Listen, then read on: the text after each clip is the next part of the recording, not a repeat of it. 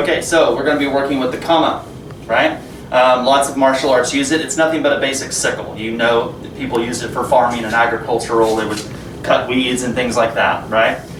So we're going to be using this today. And you see kama used a lot in many different martial arts, but for sure in the Iga, Koga region, a kama was something that was easily available and would have been used, right? And there's lots of techniques that you can use with a kama from a form of self-defense or fighting, okay?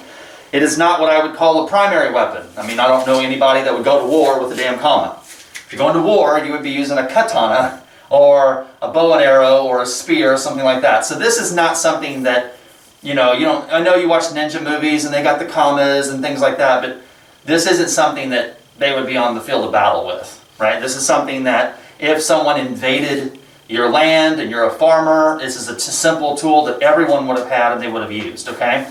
So we're going to look at techniques with the kama.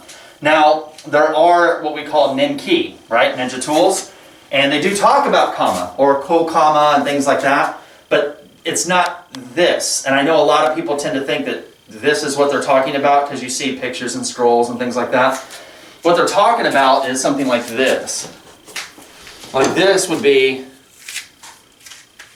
that's not the same, right? But this is a ko-kama, and this is what they would have used to kind of dig into like windows or doors to kind of, used it on some sort of a shinobi mission, right? So when you're talking about ninki and you see it's like ko-kama or small sickle or something like that, it would have looked like this. They also have another one, same size, and instead of the ha or the edge that you see here, it looks like a saw.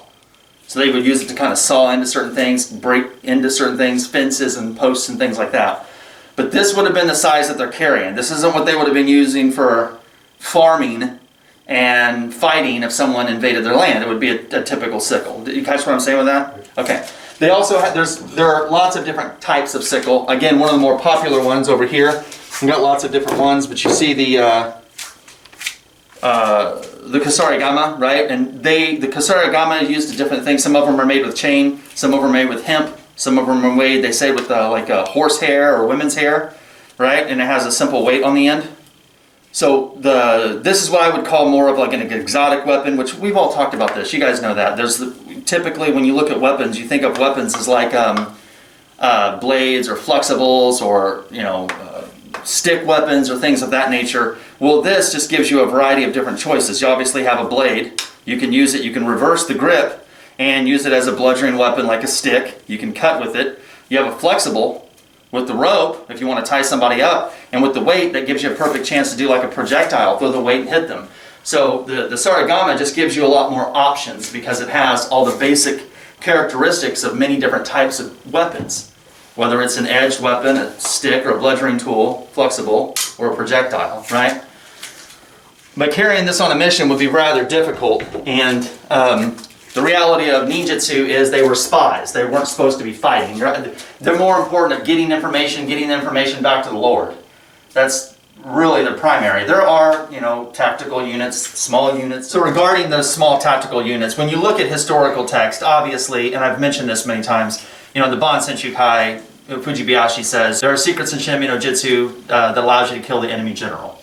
Right? So clearly, combat is an aspect of ninjutsu. And the Ninpo, Hattori Hanzo writes that the ninjas are highly trained in combat and that one ninja can take on 1,000, right? So so they're elite at combat tactics, right? Even the Shoninki, written by Notori Masatake, clearly says that, the arts of the ninja should be conducted by bushi warriors, meaning samurai. So I don't want you guys to paint, I don't want to paint the idea that ninjas are just these weak-ass little run-around spies that are not trained in fighting. And no, it's better than that. What the ninjas are, they're elite, highly trained samurai that's beyond combat. They're highly trained in hand-to-hand combat, highly trained in weaponry, and they're so intelligent that they understand how to get into the minds of somebody else, and they can get spy and information and espionage and catch things on fire and blow things up, and they're at a higher level than just someone who's good at combat.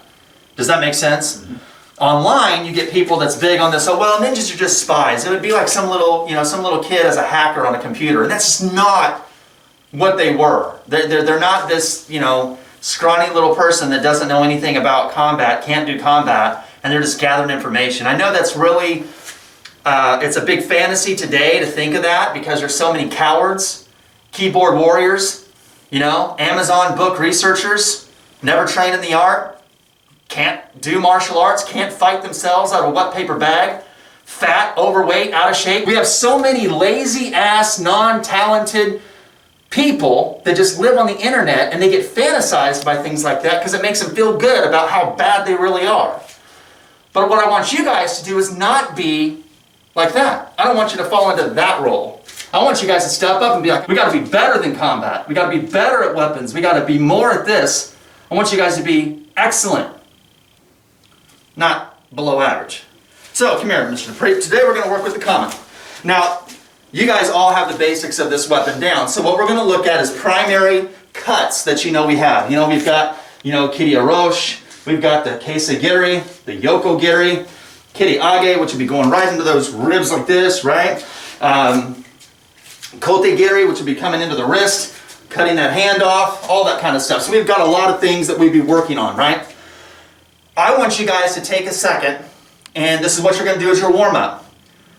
Your partner's going to go ahead and pull the sword for me. Thanks, sir. He's going to come in, and let's say he just comes in with a ski. I want you guys to then block the blade, right? And as you block the blade and push, you're going to shoot in, and when you get in, if I'm on this side of the Suba, I'm at a disadvantage.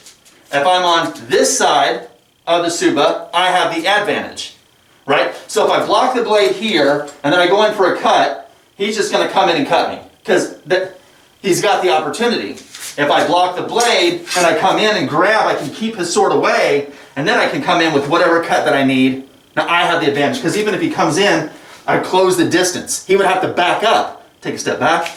I would just follow him there. So when you're dealing with someone that has a longer weapon, you have to get in. It's no different than when you guys spar. If you're shorter than the person you sparring, then you know you got to get in there. If you stay on this side of someone that has a longer reach, you're going to lose, right? That sword is longer, so I have to use the same tactic, same strategy to get to the inside, okay? Go ahead. So what we're going to work on is, I want you guys to then take the basic blocks and try to apply those to the basic cuts. That's the first thing. Just going to take 5 and get with it. When you block, it's important to know that when you hit it, you want to hit to where you can get this part, not down here. You almost like this triangle is where you want. So when I block, I'm not blocking like this. See how I'm going to turn this with it here. See how I'm keep blocking like pushing? I want to block to where I can turn it so that I've got 2 points. I don't know if you guys can see that. If I block like this, he can slide it down and cut the hand. You guys catch that? Mm-hmm. So when you're blocking with a kama, you want to turn that, and you want to be able to control, I hook, and that's the inward, then I've got that, then I can come through, right? Or I come through here, you block, slide to that, see that little crevice right there where I've got 2 points of contact on the blade, that's the outward block, then I can come in here, right? So that's why I want when you block, when we're doing the training, we're not going like this, I want you guys to come in at an angle where I'm seeing this, at that angle, because I know that you're getting that. Hook, grab, come in with a strike. The 4 basic ones first, okay?